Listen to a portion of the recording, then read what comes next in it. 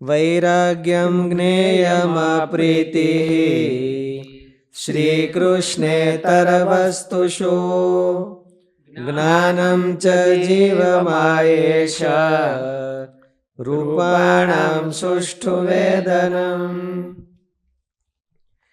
અને શ્રી કૃષ્ણ ભગવાન વિના અન્ય પદાર્થમાં પ્રીતિ નહીં તે વૈરાગ્ય જાણવો. અને જીવ, માયા અને ઈશ્વર તેમના સ્વરૂપને જે રૂઢી રીતે જાણવું તેને જ્ઞાન કહીએ. વૈરાગ્યનું લક્ષણ શ્રી કૃષ્ણ ભગવાન સિવાયના વસ્તુ પદાર્થોમાં અપ્રીતિ, અરુચિ, તેને ભોગવવામાં ઉદાસીનતા, તેનું નામ વૈરાગ્ય છે એમ સમજવું. રાગ વિષય ભોગમાં પ્રેમ, તેનો અભાવ, વિષય ભોગમાં પ્રેમ ન હોવો તેને વૈરાગ્ય કહેવાય. જે ભક્તને શ્રી રંજયતી ઇતિ રાગ, મનમાં ખુશી થઈ જાય. આપણે બહાર ન થઈ શકતા હોય તો ખાલી પણ મનમાં ચહેરો ફરી જાય. આપણે કોઈક વખાણ કરે તો શું થાય આપણે? અને ક્રિટિસાઇઝ કરે તો માલિપાથી આમ થઈ જાય, માલિપાથી આમ ઓલા થઈ જાય. એને કહેવાય રાગ.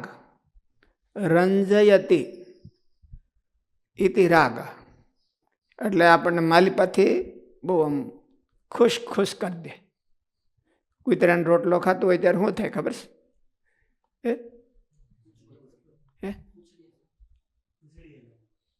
પૂંછડી હલે. હા,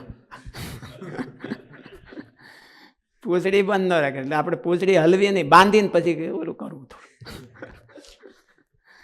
આપણું ધાર્યું થઈ જાય ત્યારે કે આપણે કોઈક વખાણ કરે કે તે પૂંછડીને ત્યારે બાંધી દેવી, હલવી ન જોઈએ. એટલે હું કોઈકને ખબર ન પડે. ઓલું માલિપા તો જે થવાનું હોય થાય, પણ ઓલું પૂંછડી છે ને ચાડી ખાય છે. આમ કે હલે એટલે ચાડી ખાય કે આ બહુ ખુશ થઈ ગયા છે મહાત્મા એમ. એટલે આપણે તો હોય નહીં પણ તોય બાંધવી પડે કે જે બધું હલતું હોય એ બાંધી દેવાનું.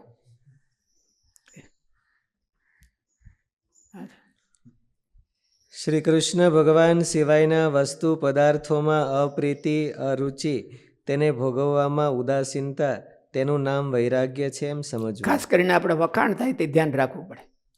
અને બીજા હોય તેને કહેવું કે મારી પૂંછડી પકડી રાખજે ને, હલવી ન જોઈએ બહુ. વખાણમાં એવું થતું હોય છે. સંતોને બીજું કાંઈ જરૂર ન હોય એટલે ખાલી એકનો આધાર હોય.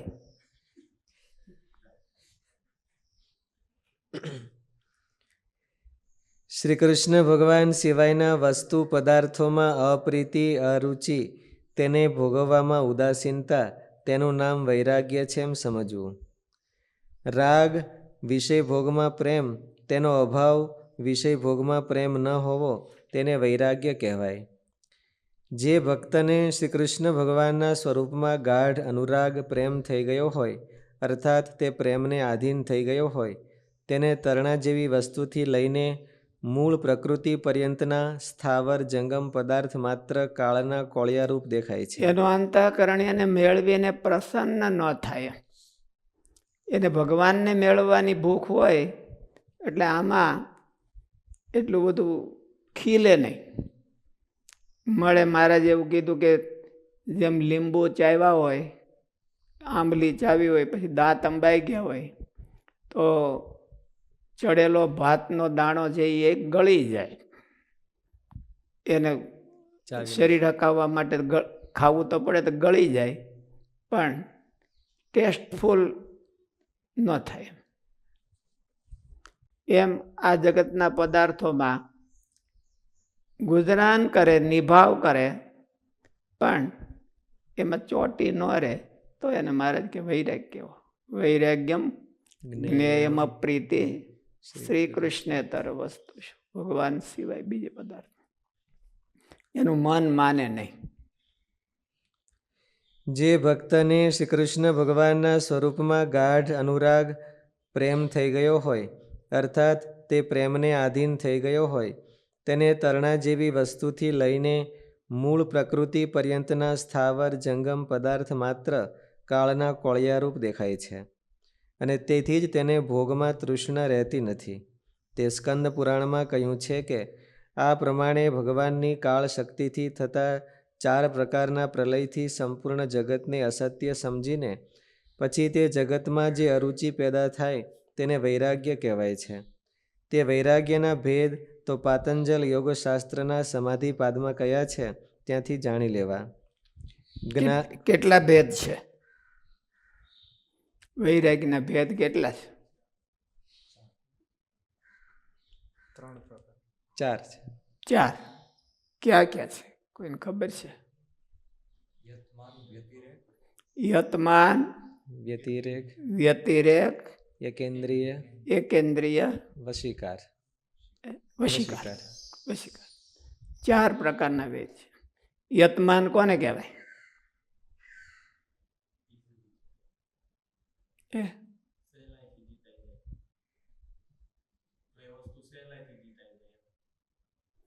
પ્રયત્ન કરેલા, મૂકવાનો પ્રયત્ન કરે અને યતમાન કહેવાય.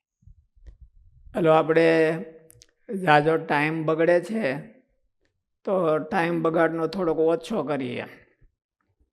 દરરોજ 2 કલાક બગાડતા હોય તો હવે હું 1 કલાક બગાડીશ. એટલે એને ઓછો કરવો તો એને જગતને ત્યાગવાનો પ્રયત્ન કર્યો કહેવાય. એટલે યતમાન. યતતી યતી યતમાન. એમ સતત પ્રયત્ન કરી રાખે જગતથી છૂટવાનો, સતત પ્રયત્ન કરી રાખે એને યતમાન કહેવાય. વર્તમાન કોને કહેવાય?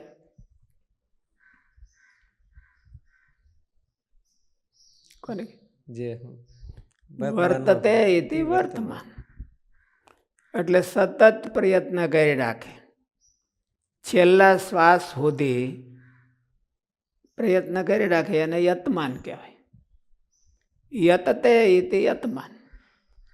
યતતે વર્તમાન કૃદંત્યું કહેવાય.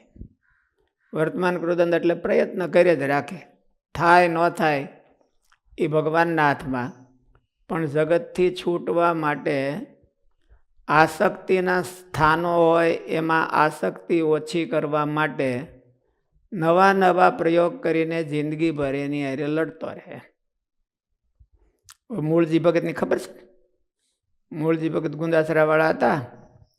તો એને વાડીએ જવું હોય તો એક રસ્તો ગામમાંથી ફરીને જાય, આમ આખું ગામ ફરીને જાય. અને બીજો એક શોર્ટકટ હતો.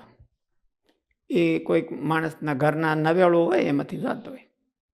એટલે ત્યાંથી ભગત ત્યાંથી હાલે. ત્યાંથી હાલે એટલે ઓલા માણસો રહેતા હશે એને ભગતની હારે વાંધો હશે કંઈક. એટલે એ ભગતને પછી ગાળ્યું દે કે નબળા શબ્દો બોલે એને, આવો છે ને તેવો છે ને. એટલે પેલા બીજા હરિભક્તોને બધા એને બહુ ભગતના પ્રત્યે રિસ્પેક્ટ. અને એ સાંભળે એટલે કે ભગત તમે ન્યા શું કરો હાલો છો? એ બધા નબળા માણસો છે, તમારે આમથી હાલું. તમને ઓલા નબળા શબ્દો કહે એનું દુઃખ અમને બધાને થાય. અને કંઈ કહી ન એ કંઈ. એટલે ભગત કહે કે તમે બધા મારા વખાણ કરો અને બધા ઓલું કરો, માન જાળવો, એટલે મને તો બહુ સારું લાગે. પણ કોઈક ગાળું દે ત્યારે કેમ થતું હોય છે, એટલે હું પ્રેક્ટિસ કરવા હાટું ત્યાં જાઉં છું. અને મને કાંઈક થાય છે કે નહીં માલિપા, તો એને યતમાન કહેવાય. એને તો ભગતને તો બહુ વૈરાગ્યો હતો, પણ આ બધાને બતાવવા હાટું કે મને કાંઈ થાય છે કે નહીં. આપણી કોઈ ક્રિટિસાઇઝ કરે ત્યારે શું થાય? આપણી ક્રિટિસાઇઝ ન કરે ને બીજાના વખાણ કરે આપણા પડખે બેઠા હોય એના, તો શું થાય? તો આપણું કેમ થાય? મોઢું કેમ રહે? તો એ ધ્યાન રાખવું. અને એને હરખું રાખવા ટ્રાય કરતો જાય તો એને યતમાન વૈરાગ કહેવાય. આપણને ગમતું ન ગમતું કંઈક બને અને એમાંય બેલેન્સ રાખે તો એને યતમાન કહેવાય. એવી ટ્રાય કરી રાખવી જોઈએ. શાસ્ત્રીજી મહારાજે કેસેટમાં લખે છે ને કે મસંગ શસ્ત્રે ન દ્રઢે ન છિત્વા, અસંગરૂપી શસ્ત્રથી કાપી નાખો. એમ સ્વામી વાત કરે છે કે સ્વામીને એક ત્યાં વરતાલમાં કોઠારી હતા, એણે એક પુસ્તક આપ્યું હતું, વચનામૃતનું પુસ્તક. અને ત્યારે સ્વામી પાસે એક પુસ્તક તો પૂજામાં વાંચતા જ હશે, અને એક બીજું પુસ્તક નિર્ણય સાગર પ્રેસના પુસ્તકો બહુ વખણાતા. અત્યારે હોતે આ બધે આજે શિક્ષાપત્રી છે એ નિર્ણય સાગરની છે, અને એ બહુ એનું બાઇન્ડિંગ ને બહુ એકદમ વખણાતું, ભૂલે ન હોય લગભગ, એવું બધું હતું. એટલે એવું વચનામૃતનું પુસ્તક હશે એ સ્વામીને આપ્યું. સ્વામીને પ્રત્યે એમને રિસ્પેક્ટ બહુ હતો કે સારા સાધુ છે. હોય તો સ્વામી ત્યારે નાના ભણતા ત્યારે, કે આ પુસ્તક તમે લઈ જાઓ, રાખજો. એટલે સ્વામી કીધું, ભગત મારી પાસે છે પુસ્તક, મારી પાસે વચનામૃત છે, પણ આ બહુ સારું છે, તમે રાખજો. એમ કરીને પરણી દીધું. પછી સ્વામી નાનું પાડી જાય કે મોટાને ઓલું થાય, અપમાન થાય. એટલે ભાડો ભાડે એમ થાય કે વૈરાગની પૂંછડી થઈ ગયો છે. એટલે મનમાં એમ સ્વામી લઈ લીધું. લઈને પછી એ ક્યારેક એકાદ વખત લાગ જોઈ અને ભગત બેઠા છે ને કોઈકની હારે વાતો કરતા છે, સ્વામી પાછું ત્યાં મૂકી આવે એને હાથ ને હાથ. પછી એને ખબર પડી ગઈ કે એ ભાઈ કેમ તું પાછા મૂકી ગયા તમે? એટલે કે ભગત તમારી પાસે છે જ પુસ્તક છે. એટલે ત્યારે સ્વામી કહેતા કે મસંગ શસ્ત્રેણ દ્રઢેન ચિત્વા. વાત તો નાની હોય, પણ આપણે ગમી જતી હોય એવી હોય, એમાંથી આપણે મન ઉખેડી ન શકીએ. એટલે એ મન ઉખેડતા શીખવું. કોમ્પ્યુટરનું સારું વર્ઝન ભાળીએ આપણે તો આ ઓલું મોબાઈલ છે એનો કયો સારો ગણાય? એમાં એપલ સારો ગણાતો હોય ને એમાં પછી છેલ્લું વર્ઝન એક્સ હોય ને, કયું હવે તો 11 આવી ગયું, હે 12 આવી ગયું, 12 આવી ગયું. કેદી આવી ગયું આટલું બધું? કોરોનામાં. એ બહાર પડે અને આપણી પાસે જીઓનું ઠોબારું હોય તો આપણે તો મફત મળતું હોય, આપણે તો કંઈ કમાવા જવું નહીં. તો શું થાય? નવું વર્ઝનનું લાડુ પડે કે ન પડે? આપણે હરખું કરી નાખવાનું, કોઈ ભાડે એમ કરી નાખવાનું. પણ 1-2 લાડુ તો પડી જાય કે ન પડી જાય? 1-2 લાડુ પડી જાય. એટલે ત્યારે મસંગ શસ્ત્રેણ કરવાનું. અસંગ ન કરી તો કાંઈ નહીં, મસંગ.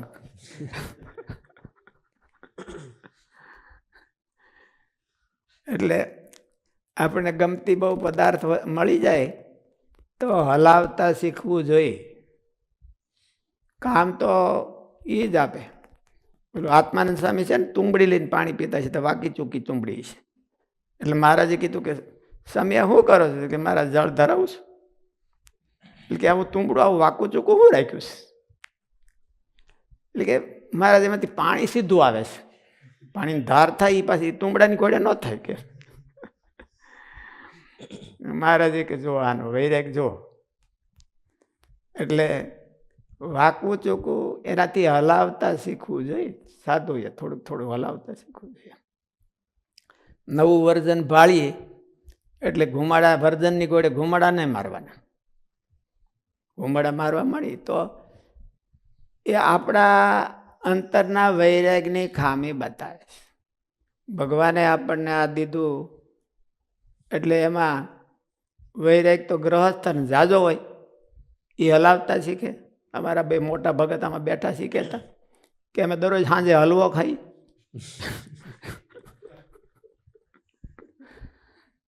એટલે મેં કીધું દરરોજ સાંજે હલવો?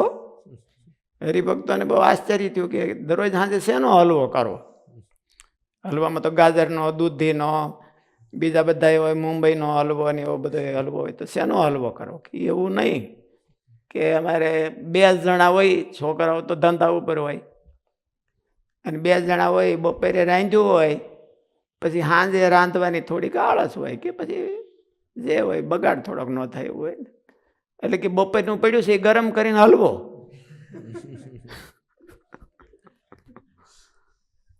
એટલે એ હલવો ખાધો કહેવાય. એટલે એવો હલવો, પણ સાધુને હલવો પોહાય નહીં. સાધુને તો અમારે આમ જોઈ જ હલવો હલવો ખાય તો આમ તો તાજા થઈ જાય, પણ હલવો ખાય જ નહીં. કે હલવામાં શું ખાવું છે? પીઝા લાવો કે પાવભાજી લાવો. હલવો તો એ તો બધા જૂના બધા હલવો ખાતા. અટાણના નવા કોઈ હલવો ખાય નહીં. એટલે આપણે થોડોક એવો વૈરાગ્ય રાખવો જોઈએ, થોડુંક હલાવતા શીખવું જોઈએ, સેકન્ડ ક્વોલિટીથી હલાવતા શીખવું જોઈએ. હાઈ ક્વોલિટી જોઈએ એવું બહુ ન રાખવું, ધ્યાન રાખવું જોઈએ. આપણે સંતો તો કરતા તો હોય એવું, ઓનલાઈન બધું મળતું હોય છે ને, એટલે બીજાને જ કહે કે ભગતને કે ઓનલાઈન જરાક તપાસ કરો તો અમારી એરની ટિકિટ નહીં પણ ઓલું વર્ઝન ક્યુ બહાર પડ્યું છે, એની કિંમત શું છે અને કાંઈ કન્સેશન થાય એવું છે, અને કંઈ ઝાઝુ ખરીદી થતું હોય તો એમાં એ કંઈક લોકો શું આપતા હોતે હોય છે ને એવું કરે. હે કેશબેક આપતા હોય, એમાં આ મળી જતું હોય તો કેશબેકનું કાંઈ નહીં, આપણે આજ લઈ લ્યો. એટલે એમાં થોડુંક આપણે હલાવતા શીખવું. એનું નામ યતમાન કહેવાય. એ જે બોલો નથી થઈ ગયો પણ એ યતમાન કહેવાય. એટલે યતમાન તો બધાય કરી શકે. વૈરાગ છે એ કૃપા સાધ્ય છે કે પ્રયત્ન સાધ્ય છે?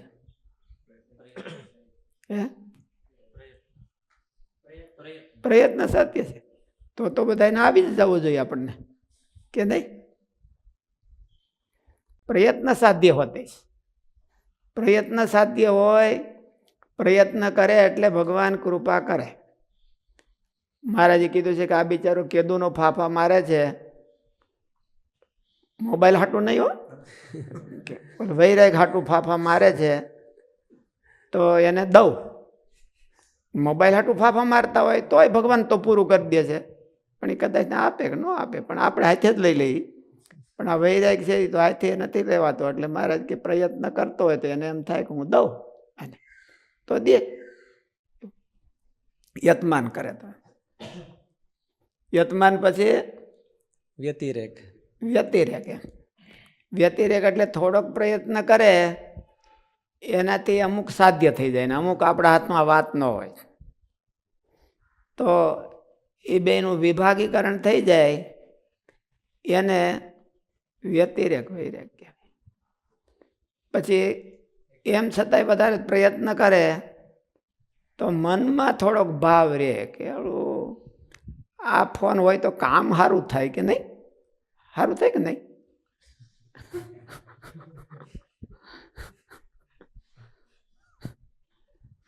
બીજી ક્યાંય બોલો ગમે ત્યાં ગયા હોય તો એ તરત જ લાગી જાય ફટ દઈને, અને ગમે તે એપ્લાય ઓલું એપ નાખવી હોય કે બીજું શું હોય એમાં સગવડતા હોય